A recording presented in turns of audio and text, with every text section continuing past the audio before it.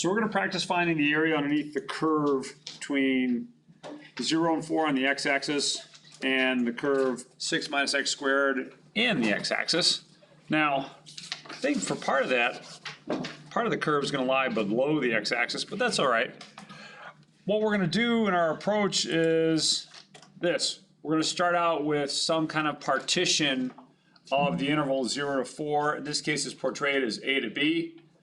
But that partition is going to be into a bunch of subintervals. And we're going to try and find the area of each of those subintervals by using it as a rectangle. Now, to make our life easy, we're going to consider rectangles of uniform width. So nothing like the second and third of these, but more like the first one of these, where they're all equally wide. That way you get a width of the interval as this guy down here. Delta x equals b minus a over n, basically dividing up the length of the interval into n equal spots. And then we have to figure out where we're going to evaluate the height of the interval. You could do it at the left-hand endpoint, the right-hand endpoint, or innumerable points in between. But for convenience, for our calculation, we're going to do it at the left-hand endpoint. So to get the left-hand endpoint in these, we're going to use this calculation, a plus delta x times I. So that's going to be the ith point in the ith subinterval. Now, for my notation, I'm in the habit of using x sub I star, but it really means the same thing. It's just the point at which we're evaluating the function to get the height.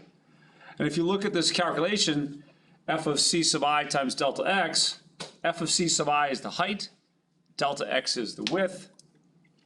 We're going to take the sum of all those rectangles, and that's going to be approximation to the area. And then as we increase the number of rectangles, the actual area is going to be closer and closer to the true area. And in the limit, we'll write it like this, the integral from a to b of f of x dx, and that limit is going to be our area. So let's take a look at it for this one. Now, one of the things you're going to need to know for your exam is going to be these formulas here for adding up the first n integers. So that sum is n times n plus 1 over 2. The first n squared integers, n times n plus 1 times 2n plus 1 over 6. And finally, the first n cubed integers. Now, typically, I kind of shy away from getting up into the cubes, but you will see it in your homework. Does anyone remember the little trick I suggested for remembering, if you know this one, how to get this one? Yeah, you square it. So this formula squared gives you the sum of the first I integers cubed. All right, so a lot of groundwork there. Let's put it together and see if we can't figure out this integral. The integrand is 6 minus x squared. That's our function. Delta x is just going to be the length of this interval. Now, it's not always going to start at 0, but this one does. That makes our calculations a little bit easier. So 4 minus 0 divided by n is just 4 over n. That's the length of each subinterval, or its width. The height of those is going to come at a particular point that we evaluate our function. So we've got the width times the height. Now, to find that point, we're going to take a plus delta x times I. So delta x is the width of our intervals times I, that's the ith subinterval, and this is where we start. So 0 plus 4 over n times I, or just write it as 4i over n. That's where you're going to evaluate the height. But what is the height? How do you get the height now that we have the point where we're going to evaluate it? Well, take this expression and plug it in for f of x, or into f of x. So right here, we're going to plug in 4i over n. That gets squared, and then we'll subtract it from 6. So it looks something like this. So right now we've got the height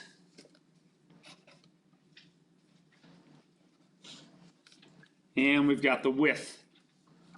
The width was up here. If I want to find the area of one of my little rectangles, then it's going to be the product of these two. So we'll do that. This is actually defined as this limit. The limit as n approaches infinity of the area of each of these rectangles added up.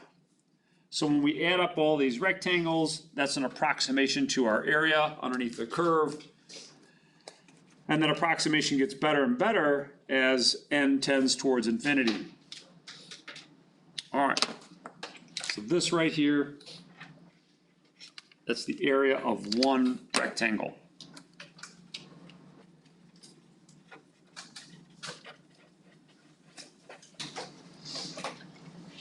Add up the areas of all the rectangles and its approximation of the area underneath the curve, then take the limit.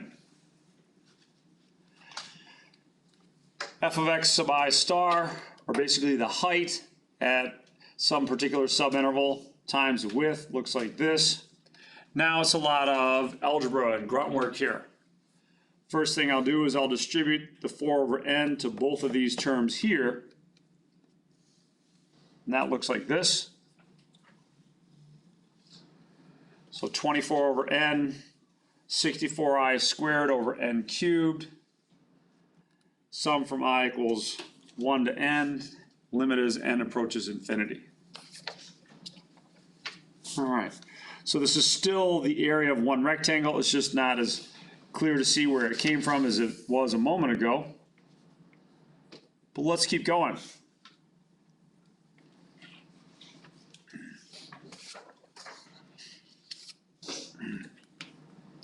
I'll split up this sum because this is a linear function. So I can split it up into two pieces, the sum of this one minus the sum of this one.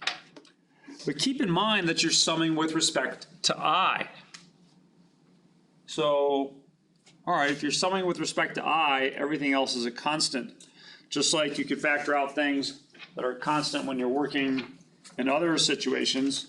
If I add 7x plus 7y plus 7z, I could factor out that GCF of a 7, x plus y plus z.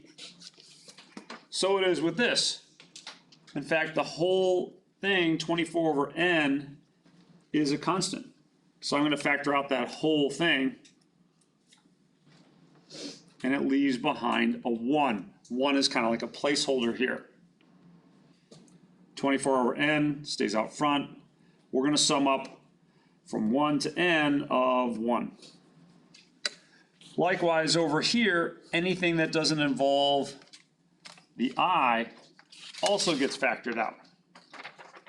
So the 64 and the n cubed, those can get factored out.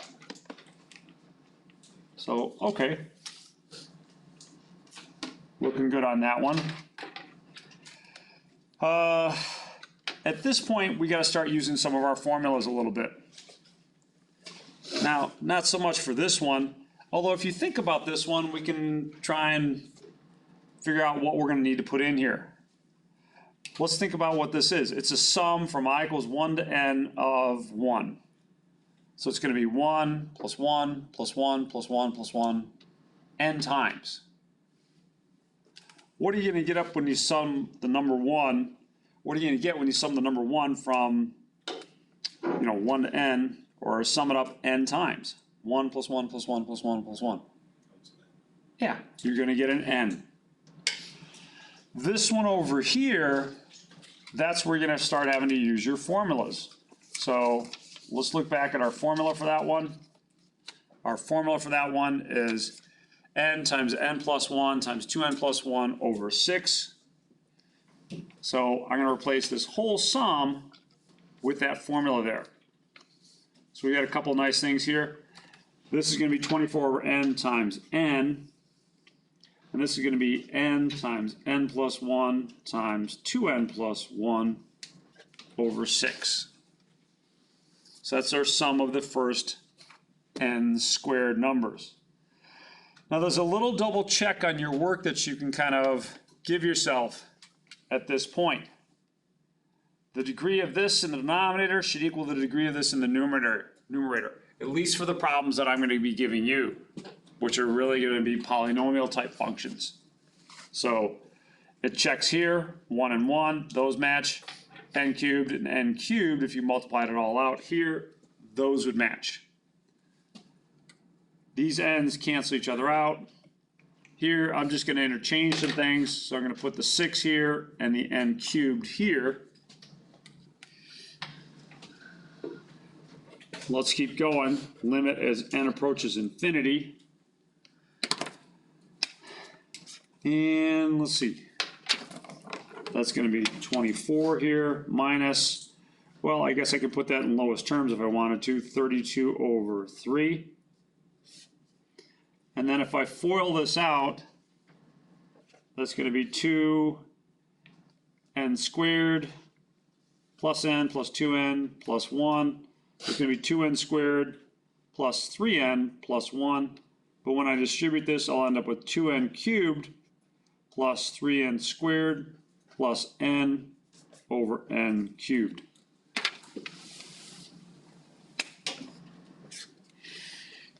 Now I did that because I don't want to drag out L'Hopital's rule, although you could drag out L'Hopital's rule to calculate this limit. The limit as n approaches infinity of 24 is just going to be 24. The limit as n approaches infinity of all this, well, that's a constant, so I can factor that out. 32 over 3. And let's just focus on the limit as n approaches infinity of 2n cubed plus 3n squared plus n over n cubed. Now, like I said, you could use L'Hopital's rule, but there's a much simpler way to do this limit. What would that be? Yeah. Because the degrees are equal, it's going to be the ratio of the leading coefficients, so it's going to be 2 over 1. So basically, 24 minus 64 over 3, which would be 72 over 3 minus 64 over 3, or 8/3. Whew. Fortunately, I limit myself to 7 or 8 of these on an exam, so no worries. What does the I represent again? I represents what interval you're working with. So if we look back at this up here, I is just telling you we're dealing with the first interval, the second interval, the third interval, etc. It indexes what interval you're at. So in order to add all these up, we index it, and then we sum from I equals 1 to n. And then for the end, the limit of the end to infinity is basically just us saying what is the accuracy of the area we're trying to get. Because if it ends to like 10, the accuracy is not high. But if it's to infinity, the conceptual infinity, it's... So you're improving the accuracy each time you do this. Let me see if I can't find my little Desmos link here. This one might be it. Come on, open up. So, no, don't do that to me. It's not opening up. Let's see, am I signed in the right thing here? Yeah, I should be able to find it this way. So 5.2, Riemann sums. So what happens when n goes to infinity is you're adding more and more rectangles. So right now, this is a really poor approximation. This green rectangle is a poor approximation to the area underneath this curve. So I'll add another rectangle, or 2, or 3, or 4. And as I continue to add more and more rectangles, the difference between the area that the rectangles represent and the actual area underneath the curve is getting vanishingly small. So pretty soon, we can't even really see the difference too much. And that's with a modest n equal 100. So you imagine as we approach infinity, the number of rectangles is going to get really, really big, and the error is going to get really, really small. So going back to your earlier question, that I is just telling you what rectangle you're dealing with. Is it the first, first, second, third, all the way up to whatever. So it's helping count rectangles for you. All right? So is that what the 8/3 means? 8/3 is just the area. So 8/3 for us is the area. In fact, you know what? I can change this function here. Let me change it to the one that we're dealing with. And what you'll see is that some of the area is actually underneath the x-axis. So it's, what was it? Was it 6 minus x squared? 6 minus x squared. Squared. Oh, you know what? I guess in our, we got to change the interval now too. Because the interval goes up to, let's see, where is it? Where is it? Formulas. Yeah, 0 to 4. Where is it that I can? Well, I'm sorry, I can't. Oh, here we go. Endpoints. 0 to 4.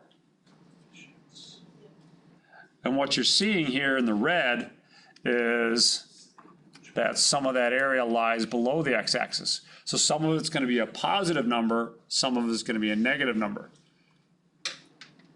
And those kind of balance out a little bit, and we ended up with a positive number when we found our interval. But it's really the positive area minus this negative area. That's how we're getting our final number of 8/3. So I just want to make sure the x of I star is, we're taking, so at least the d of x, it's, what is the interval size that we're measuring for the change? Times the amount of intervals, or with that interval at that point, so times interval, times, or plus the initial starting point of whatever the interval is. So let's take kind of a concrete example here for that x sub I star. So let me roll out a few intervals here.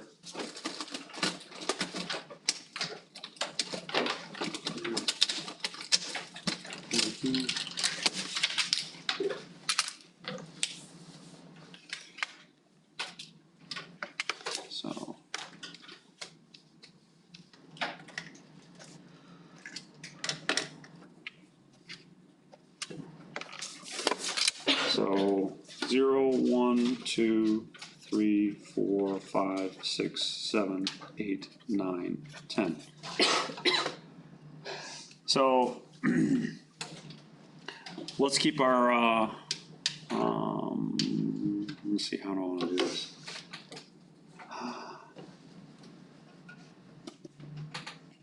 So I've divided this up into 10 intervals, but it might be that we're working with, maybe we're working with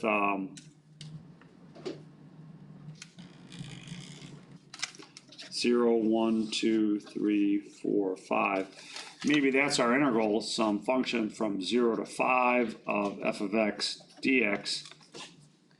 But we can divide up that 5 into 10 intervals. So the delta x in this case would be the length of the interval, 5 minus 0 over 10. So 5 over 10 would be 1/2. Each of these subintervals is 1/2.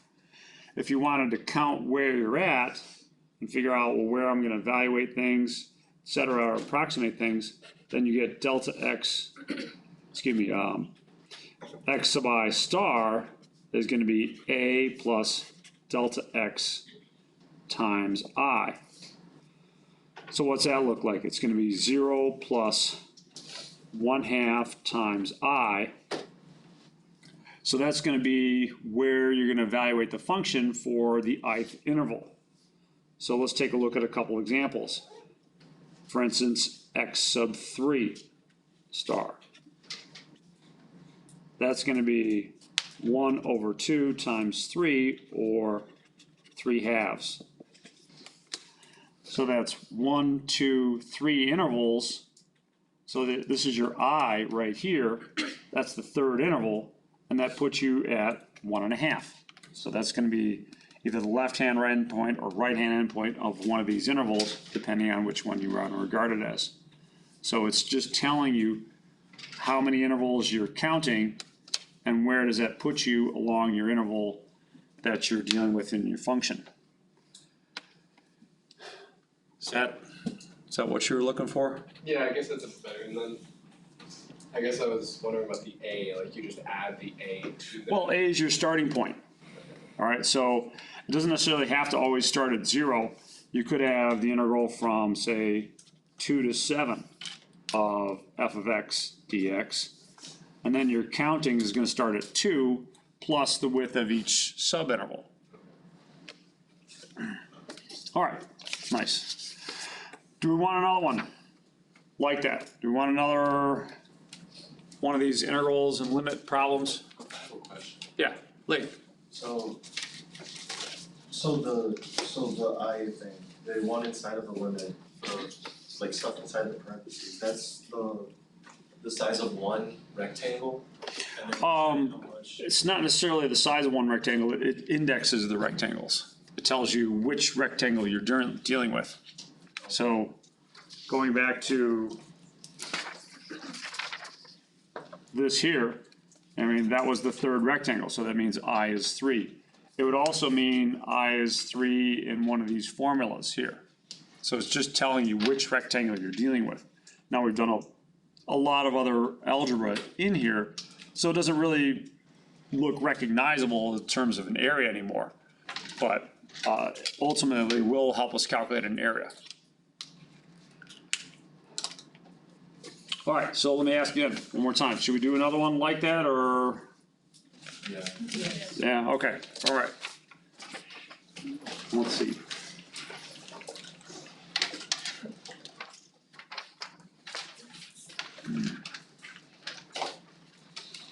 So we'll do the integral from, let's do 2 to 5 of 3x squared minus, say, 4x dx. Now do please keep the dx in your integrands. I like to see it there. It does make a difference later on in Calc 2. I just want you to be in a good habit now. So I deliberately chose this to be something other than 0 because there was a little confusion about this, so let me help you out. So delta x is going to be b minus a over n. What's that going to look like in this particular example? 5 minus 2 over n, or basically 3 over n. All right, then let's calculate x sub I star. So Sailor, this is going back to your question. X sub I star is no longer going to start out at 0. It's going to start out at something other than 0, which in this case 2. A plus delta x times I, or 2 plus 3 over n times I. This one's going to be a little bit messier, I won't lie. Now that tells you where you're going to evaluate the function. Right now, all we've got is the width. We need to figure out the height. So the height is going to be f of x sub I star. So that's going to be 3 times this, 2 plus 3i over n squared minus 4 times 2 plus 3i over n. Now that's going to be kind of a big mess here. No, it is what it is. Let's square this out. So when I square that out, that's going to be 4 plus 12i over n plus, let's see, be 9i squared over n squared minus, and I'll distribute it in the next step, 4 times 2 plus 3i over n. Let's distribute in the next step and combine like terms. So it's going to be 12 plus 36i over n plus 27i squared over n cubed minus 8 minus 12i over n. Why is it cubed if it's 3 multiplying it? Squared, sorry. We've got like terms that we can combine. 12 minus 8 is going to be a 4. We've got like terms here and here. 36i over n minus 12i over n is going to give me 24i over n. And then last but not least, we'll end up with 27i squared over n squared.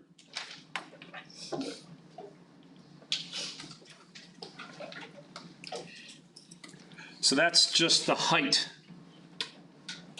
If I want to find the area of one of these rectangles, then what I'm going to need to do is multiply the height times the width.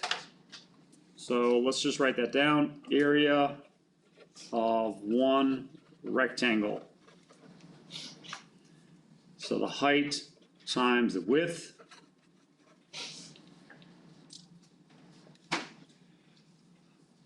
That's going to be f of x sub I star times delta x, which is going to be 4 plus 24i over n plus 27i squared over n squared times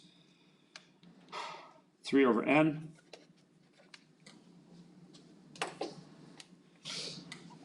If I distribute that, I get 12 over n plus 72i over n squared plus 81i squared over n cubed. So the area of one rectangle is this expression right here. Let me pause. If you're struggling with something, need some questions answered, let's do it now rather than getting too far behind. Yes? So we're supposed to find the limit as n approaches infinity of that? Exactly. So to find the area of all the rectangles, we need to sum that up. And to let that sum better and better approximate our area, you're going to let n go to infinity. So the next step, you're right, is to sum this up. So let's do that. So the approximate area is this sum from I equals 1 to n of 12 over n plus 72i over n squared plus 81i squared over n cubed. That's the approximate area. To make that area better and better, in fact, to be the true area, we're going to take the limit as n approaches infinity.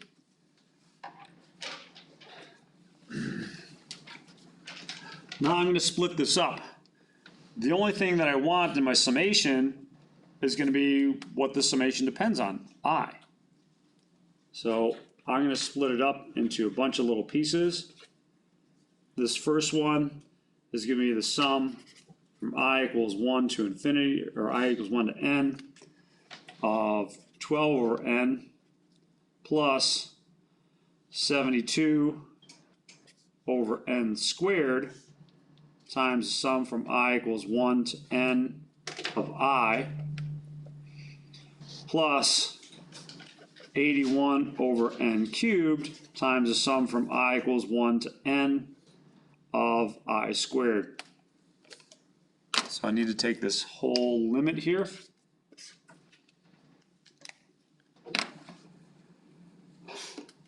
This first one doesn't depend on I at all. So you get 12 over n plus 12 over n times. So let's calculate that way. It's going to be 12 over n times n. This next one is going to be 72 over n squared times this summation. This is where you got to know all those summation formulas. So one more quick glance at those. So we need the sum of the first n integers, which is n times n plus 1 over 2. So n times n plus 1 over 2. And finally, 81 over n cubed times the sum of the first n squared integers, which is n times n plus 1 times 2n plus 1 over 6. And I'm sorry, I kind of ran out of room here with that. Can you go over why you do the 12 over n times n? Sure. So let's do it a kind of a different way.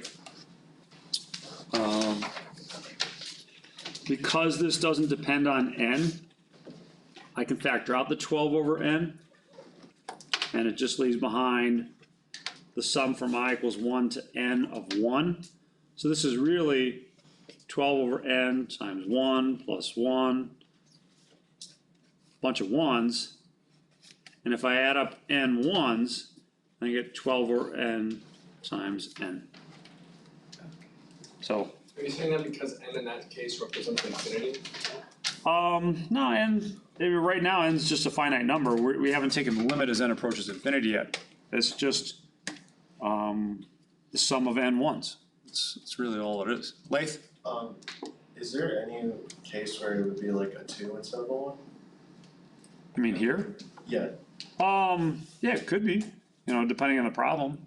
and then would it be like 2n at that Yeah. point? Okay. Yeah.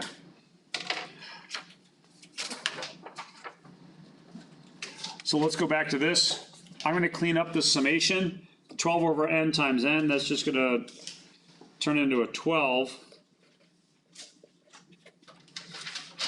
And then what else?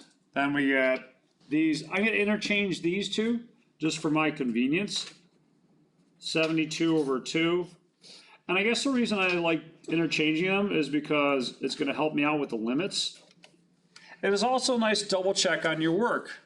Who picked this up from our first example? What's the double check you should see on my work here?